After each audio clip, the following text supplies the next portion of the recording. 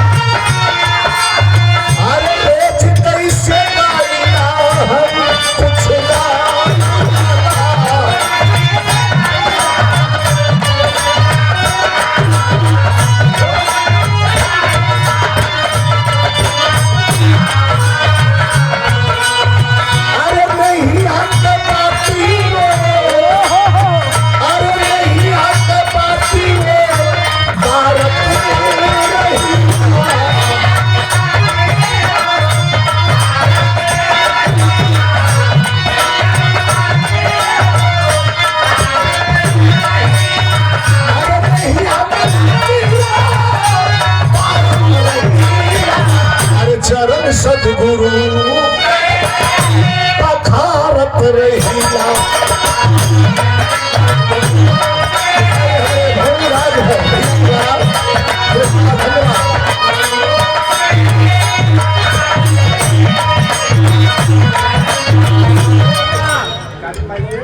सदगुरु स्वामी जी बैठल और आगे माइक लेके हम गावत हैं।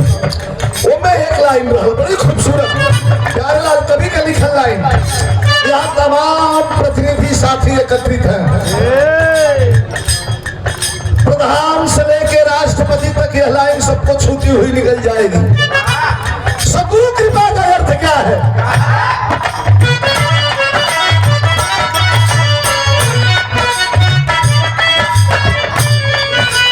अरे सत्य से ही, अरे सत्य से ही सत्ता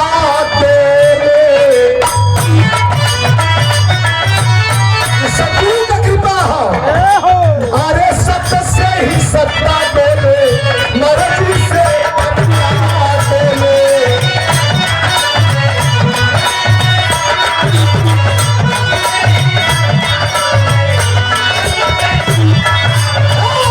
सत्ता से ही सत्ता बोले मर्जी से सत्ता बोले। जामल अच्छा हम सदगुरु, जामल अच्छा हम सदगुरु, जगत में आता है।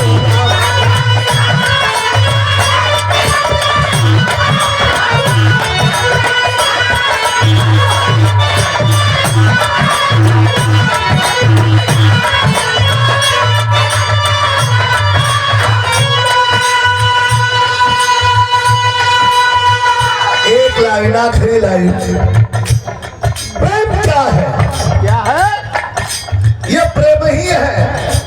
कल बारात जाए वाली माए आज भक्तमान हितनाथ संगी साथी बंधु बांधव दोस्त भाई परिवार सबको जुटा करके दरवाजे पर भोजन भंडारा करवाना, ये प्रेम ही है।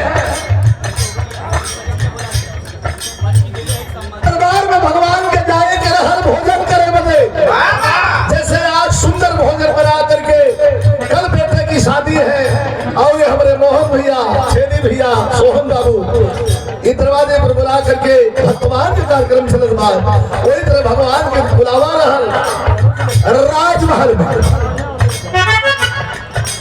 राजमहल में बुलावा रहल।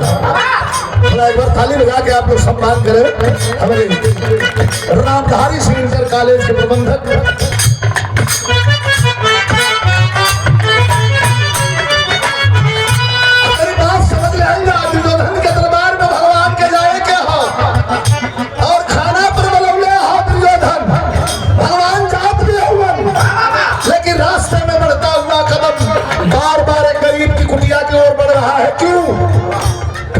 शक्ति से बड़ा कोई और शक्ति नहीं, प्रेम की भक्ति से बड़ा और कोई भक्ति नहीं, प्रेम जैसा कोई धन नहीं और प्रेम जैसा कोई हथियार नहीं। भगवान जा रहे हैं गरीब आदमी का, वो कौन गरीब आदमी है?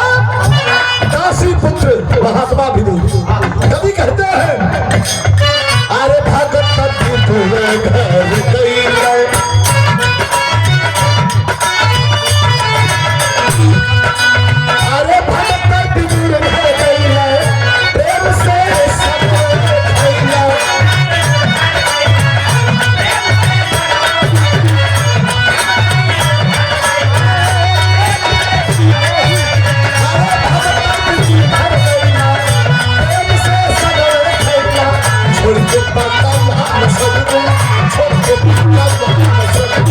अरे जगत के दाता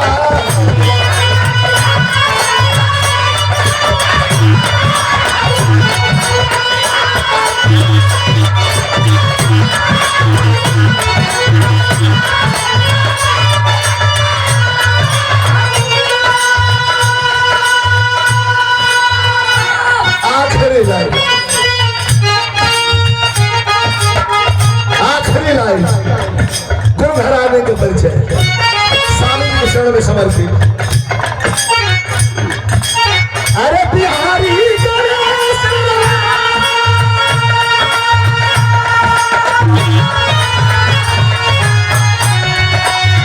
बिहारी गणेश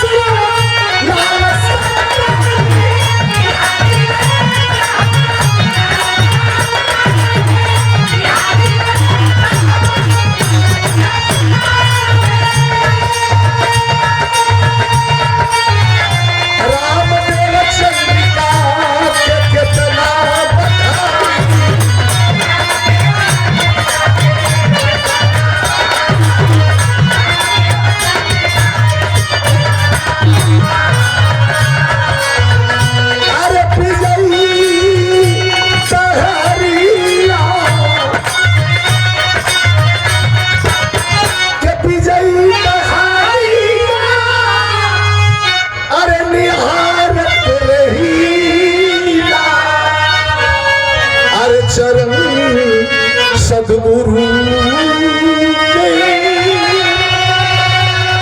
अरे पखारत रही।